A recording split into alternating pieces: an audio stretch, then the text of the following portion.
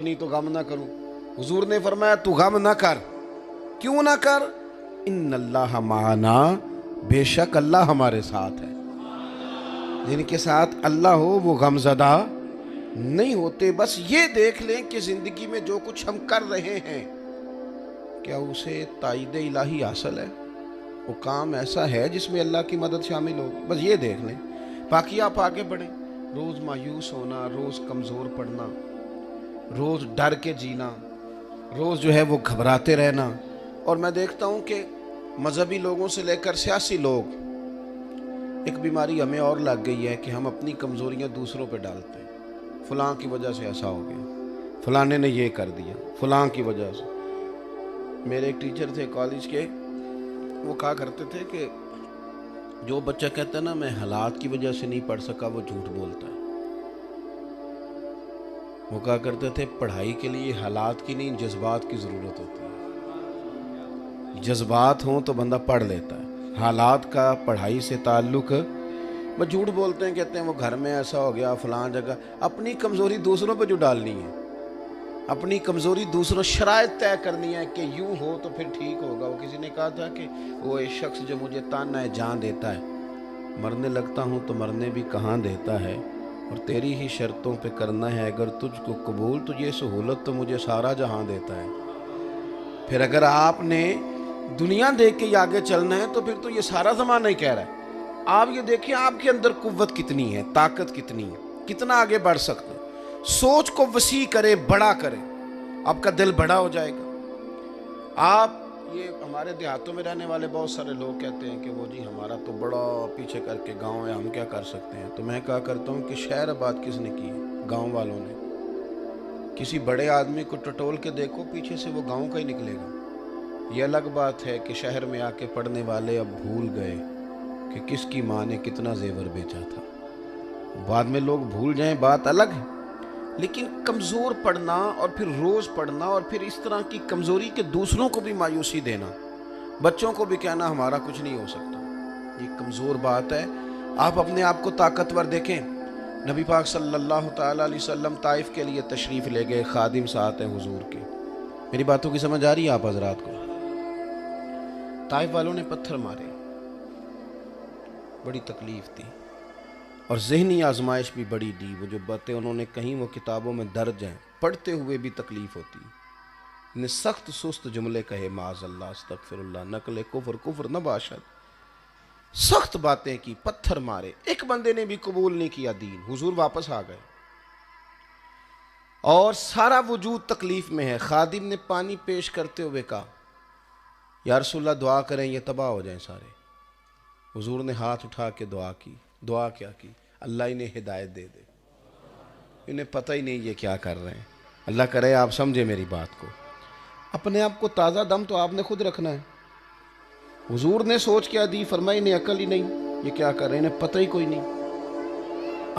آپ اس پہلو کو سمجھے جو میں بیان کر رہا ہوں. یعنی آپ سامنے والے کے سٹیٹس کے مطابق نیچے اتر کے بحث نہیں کریں گے، بلکہ آپ اسے کہیں گے کہ بھائی تجھے پتہ ہی کوئی نہیں، تو اس رستے کا مسافر ہی نہیں جو میں کہہ رہا ہوں.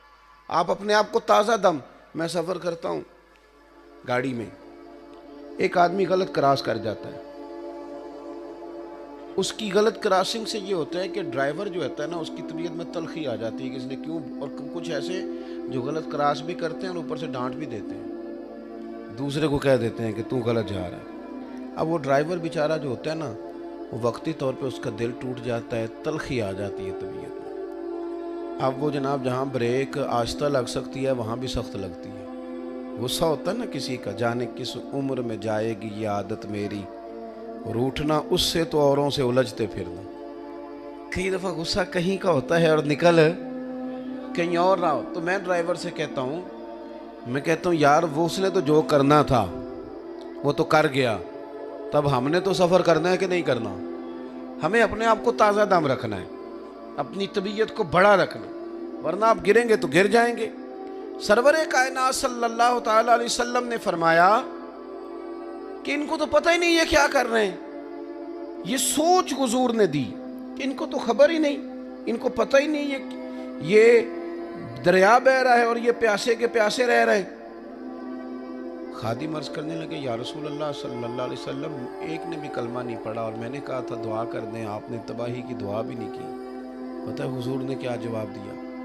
جوانوں یہ سوچ دیکھو جو حضور ہمیں دے رہے ہیں۔ سرکار فرمانے لگے اگر نہیں انہوں نے کلمہ پڑھا تو پھر بھی تباہی کی دعا کیوں کروں؟ یہ نہیں نہ مانتے تو مجھے امید ہے ان کی آنے والی نسلیں کلمہ پڑھ جائیں گی۔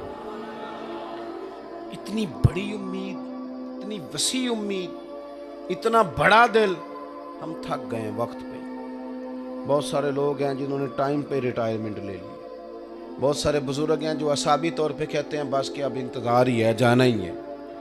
انہوں نے کمزوریاں اوڑھ لی ہیں اور جان بوجھ کے تھکاوٹ توڑ کے جا کے کسی جگہ سونے سستانے کے لیے۔ محمود غزنوی گزر رہے تھے تو ایک ضعیف العمر بابا جی، ہاتھ کامتے ہیں، ہاتھ کے اندر انہوں نے رمبا پکڑا ہے، کدال پکڑا ہے، وہ زمین کھود رہے ہیں، درخت لگاؤں گا، پودا لگاؤں گا۔ تو محمود گزرے تو دیکھا بابا محنت کر رہا ہے۔ تو جس طرح لوگ سوچیں دو قسم کی ہوتی ہیں نا، ایک مثبت ہے ایک منفی ہے۔ منفی سوچ والے لوگ کہتے ہیں دیکھو اس عمر میں بھی آرام سے نہیں بیٹھتے۔ تو محمود نے بھی جا کے کہا بابا چھوڑ یار، تم کیوں اتنی تکلیف کر رہا ہے؟ نہ تو اب اس کی چھاؤں میں بیٹھے گا، نہ پھل کھائے گا، اتنی تکلیف کی کیا ضرورت ہے؟ تو بابا جی نے یوں آنکھ کھولی، کہنے لگے پتر میں نہیں چھاؤں میں بیٹھوں گا تو چل کوئی مسافر ہی بیٹھ جائے گا، اور میں پھل نہیں کھاؤں گا تو چل میرے پوتے ہی کھائیں گے، کوئی نواسا ہی کھائے گا۔ محمود کو بادشاہ تھا نا، بات بڑی بھلی لگی، دل کو لگی۔ آگے بڑھ کے نا محمود غزنوی نے ایک اشرفیوں کی تھیلی بطور انعام بطور تحفے کے دی۔ بابا تیری بات بڑی کمال ہے یار، تحفہ رکھ لے۔ تو محمود غزنوی کے تحفہ دیتے ہی بابا جی نے بھی بڑی شاندار بات کی، کہنے لگے محمود تو کہہ رہا تھا نہ میں پھل کھاؤں گا نہ چھاؤں میں بیٹھوں گا، تو میں نے تو ابھی لگایا نہیں، اللہ نے پھل پہلے ہی عطا کر دیا ہے۔ تو کہہ رہا تھا ہو ہی نہیں سکتا، تو مایوس بات کر رہا تھا، دیکھ میں نے ابھی لگایا نہیں اور میرے رب نے مجھے پھل عطا کر بھی دیا ہے۔ وہ بڑا راضی ہوا، اس نے ایک تھیلی اور دی۔ تو بابا جی نے پھر ایک بڑی بات کی، کہنے لگے دیکھ پھر میرے خلوص کی برکت، دیکھ میری ہمت کی برکت، میرا رب نوازتا کس طرح سے ہے۔ تو نے 2 تھیلیاں مجھے اشرفیوں کے دے دی، لوگوں کے باغ میں سال میں 1 دفعہ پھل لگتا ہے، دیکھ میرے میں 2 دفعہ لگ گیا۔ اس نے تیسری بھی تھیلی دی تحفے میں۔ بھائی اپنے آپ کو آگے بڑھانے کے لیے مسلمانوں نے نا، ایک ہوتا ہے روب، اگر آپ کی طبیعت پہ کسی کا روب طاری ہو گیا نا تو گئے کام سے۔ ہمارے اوپر نا روب طاری ہوتا ہے، بالخصوص مالداروں کا، زمینوں کا، جائیدادوں کا روب اگر کبھی طاری ہو تو صرف کردار کا ہونا چاہیے، مال دولت کا روب نہیں ہوتا۔ اس کا کس چیز کا روب ہے؟ مال تو لوگ کرپشن سے بھی کما لیتے ہیں، تو وہ روب والی بات ہے۔ ایک بندے نے کروڑوں روپے کا بنگلہ بنایا اور جناب اس نے اس کے سامنے پجارو کھڑی کی ہے بڑی مہنگی، پیسہ کرپشن کا ہے، تو لوگ اس کی دیوار کے ساتھ کھڑے ہو کے کہہ نہیں رہے ہوتے اس نے لوٹ کے بنایا، تو یہ روب ہے۔ لیکن بندہ چھوٹا سا ملازم ہو دیانت دار، تو بہت بڑا افسر بھی اس کے دفتر کے باہر کھڑے ہو کے کہتا ہے یار نہ رشوت لیتا ہے نہ یہ کسی کی سفارش سنتا ہے، بندہ بڑا کھرا ہے، تو اس کا مطلب ہے پیسوں کا روب نہیں ہوتا، روب تو کردار کا ہوتا ہے۔ ہم نے کیوں روب قبول کر لیا؟ مفت کا روب اور پیسوں کا روب، اس کا معنی ہی کوئی نہیں، کوئی مقصد نہیں اس چیز کا۔ آپ ایسے لوگوں کو دیکھ کے اگر مایوس ہوں گے، پریشان ہوں گے کہ میرے پاس پیسے کوئی نہیں، تو گئے کام سے۔ آپ آگے بڑھیں، آپ ہمت کریں، آپ بہت سارے لوگوں کی داد رسی کر سکتے ہیں۔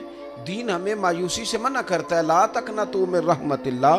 دین ہمیں آگے بڑھنے کا شوق دیتا ہے، جذبہ دیتا ہے، دین ہمیں بتلاتا ہے کہ تم جب تھوڑی سی ہمت کرتے ہو